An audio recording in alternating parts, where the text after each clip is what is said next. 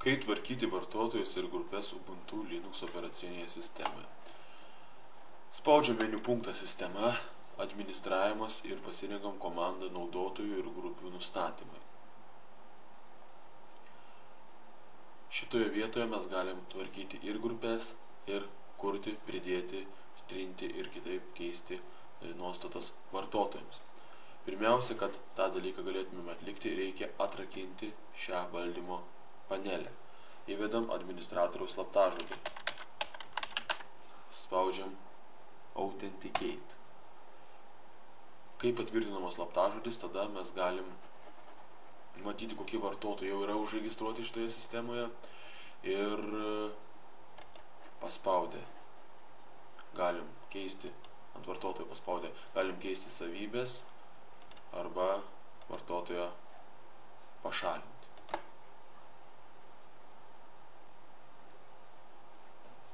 Taip, pridėkim naują vartotoją. Pridėti vartotoją.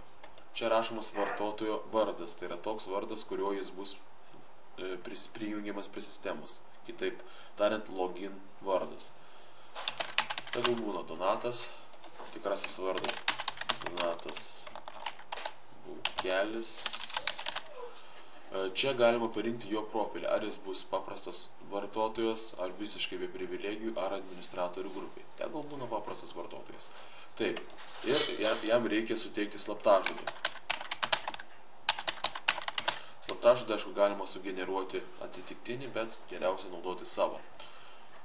Čia galima pildyti vartotojų kontaktinę informaciją, naudotojų privilegijus. Šitoje vietoje mes galim parinkti, ką tas vartotojas gali arba uždrausti. Pavyzdžiui, atjungiam jam galimybę naudoti kompaktinio disko įrenginius ir panašiai.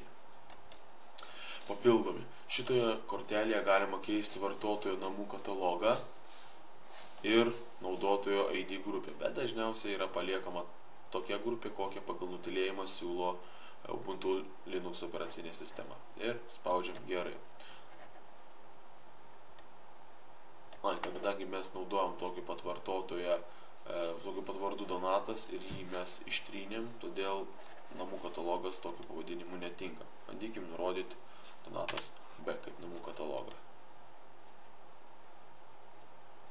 Arba prieš tai reikėjo rankiniu būdu ištrinti būtent tą namų katalogą.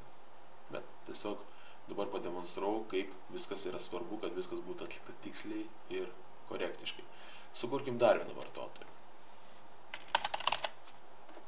Bukelis.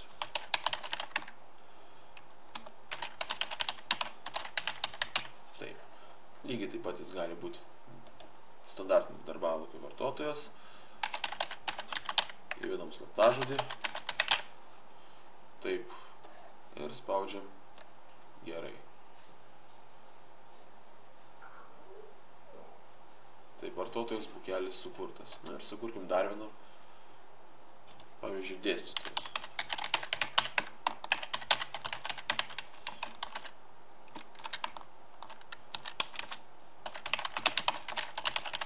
Taip. Ir slaptažodį.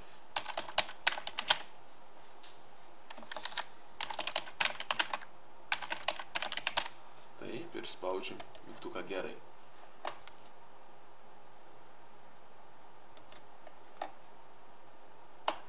Sukurti 3 vartotojai. Dabar sukurkim grupę. Spaudžiam tvarkyti grupės mygtuką ir čia matom visas grupės ir visus vartotojus, kokie yra sukurti mūsų sistemoje. Taip, spaudžiam pridėti grupę ir sukuriam grupės pavadinimą. Studijos, tarkim. ID galima nekeisti, palikti tą, ką siūlo Linux operacinė sistema. Ir ką? Sužymim tos vartotojus, kurie tai grupiai priklausys. Pavyzdžiui, tas Donatas Bukelis, kurio prisijungimo vardas būtų Donatas, Bukelis Donatas, kurio prisijungimo vardas buvo sukurtas Bukelis ir asistentas Donatas Bukelis. Tai reiškia, buvo vartotojo vardas jo prisijungimo dėstytojas. Ir spaudžiam gerai. Taip, grupė studijos sukurta. Jeigu norim ką nors keisti, tai spaudžiam mygtuką savybės ir galim pakeisti grupės ID arba pridėti ar pašalinti vartotojus iš grupės. užverti. Kad vartotojas, studentas, kurio prisijungimo vardas stud, galėtų valdyti grupę studijos, į grupę studijos reikėtų įtraukti ir vartotojas studentas, tuomet atsijungti kaip vartotojas studentas ir vėl prisijungti kaip vartotojas studentas. Tuomet grupės sąrašuose atsiranda ir grupės studijos ir jos vartotojas stud. Taip, kaip suteikti teisės? Ant katalogo spaudžiam dešinį pilies mygtuką ir pasirenkam komandą savybės. Yra leidimai kortelė. Ir čia galima keisti teisės savininkui. Šiuo atveju savininkas yra studentas, kurio vartotojo vardas stud. Ir kokia gali būti privilegija nustatyta. Kurti ir trinti aplankus, rodyti tik aplankus arba prieiti prie aplankų.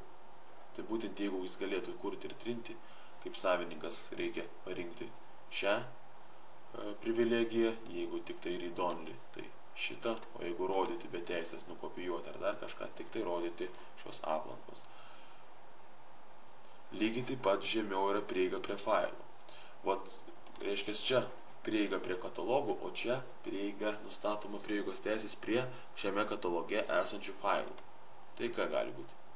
Skaityti ir rašyti, kai jis galėtų kurti failus, juos modifikuoti, redaguoti arba tik peržiūrėti.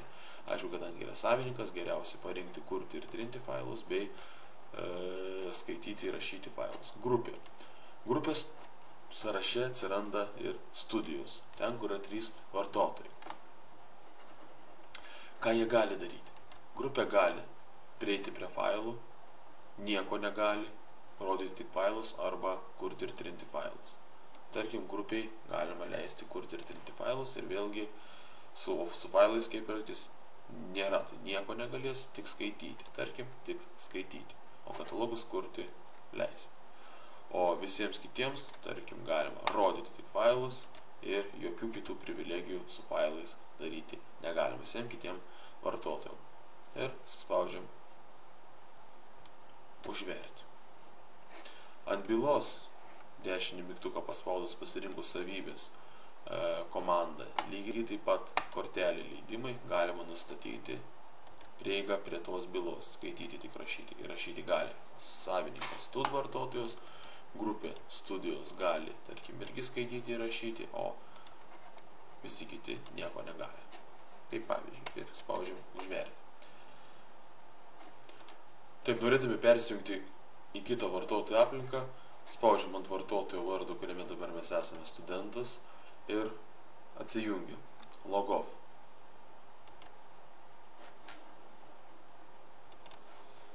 Ir įvedam vartotojo vardą, kuriuo norim prisijungti. Bukelis. Vartotojų bukelis galima pakeisti kalbą. Spaudžiam parinktis, pasirinkti kalbą ir padarom, kad jam būtų anglų jav kalba. Spaudžiam pakeisti kalbą.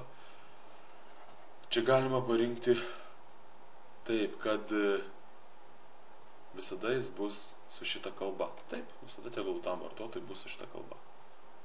Taip, ir ekranas su ta pasirinkta kalba. Taip, bukelis ir slaptažodis. Ir jam, tam vartotojui galima parinkti, ar tik tai šiam kartui bus parinkta lietuvių kalba, tai yra anglų kalba, ar ją padaryti kaip numatytai. Padarom tam vartotojui anglų kalbą kaip numatytai. Spaudžiam make default. Dabar visada tam vartotojui bus anglų kalba kaip numatytai.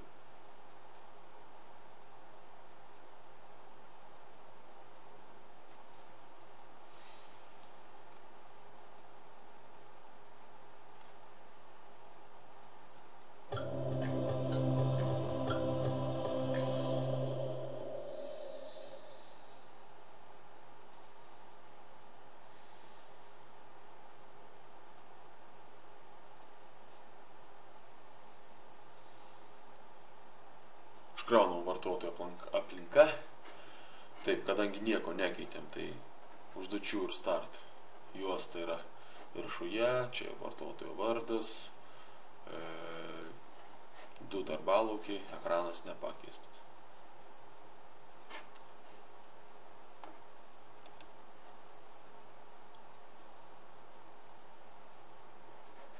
jo galimybės atsijungti, išjungti kompiuterį arba jį perarkuoti. Programos yra tos, kurios suinstaliavo būtent administratorius Stud, Skype'as ir žaidimas Bomber.